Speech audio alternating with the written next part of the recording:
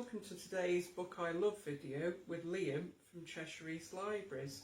And today I'm recommending you The Motion of the Body Through Space by Lionel Shriver, and it's published by Borough Press.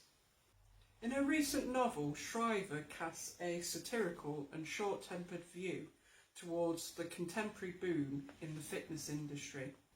Shriver has stated that the novel came to her mind when she started to realise that her own fitness routines were taking up too much of her time, the time which she valued for her own writing. The author's sardonic perceptions of the fitness world are brought to life through the eyes of a baby boomer couple called Serenata and Remington. Before facing the changes that semi-retirement brings, Serenata's life was dominated by sport and exercise. In her prime, she tells us that her body would have achieved positive results and she won numerous fitness competitions.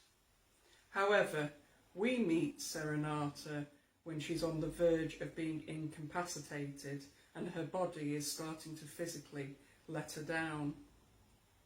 As she awaits operations for her joints, her husband, Remington, suddenly decides that he wants to take up fitness and prepare himself to enter a marathon. This triggers bitterness and rage in Serenata, as in all the time of their marriage, Remington never once paid an interest in her hobby and first love. So why does he suddenly want to start now, is the question. So, what Serenata does is make it her life's duty to belittle and crush her husband's ambitions, as opposed to being a supportive spouse. However, her attempts to damage her husband's goals actually prove to be of little or of no avail in accomplishing her intentions, as Remington ignores her bite, as he becomes intensely engrossed with his body and his new passion. Like many of us, when we take up a new hobby, Remington splashes the cash on the appropriate outfits, the needless accessories, and the guidance books to help support his motivations. But the icing on the cake is when Remington hires the services of a professional trainer called Bambi, who is a younger and more desirable alternative to his wife in his mind.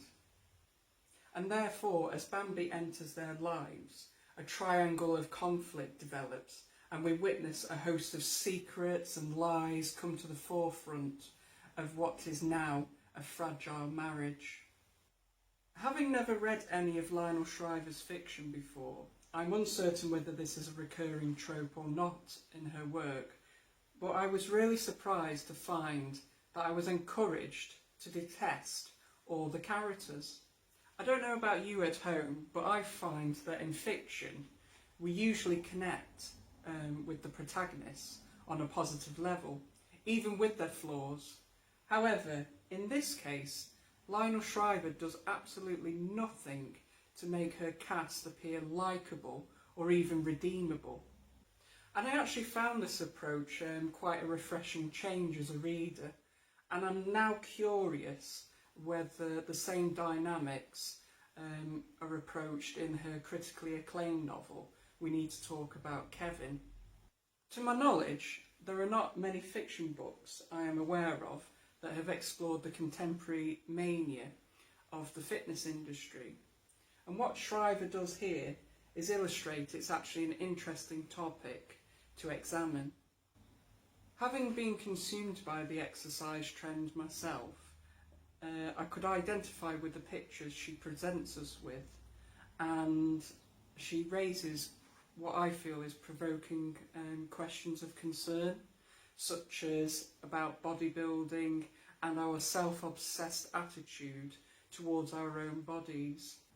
If we take the fitness themes out of the equation, The Motion of the Body Through Space is a relatable tale on a much grander scale because it covers themes such as age, relationships, family, and this notion of trying to make your presence feel still relevant.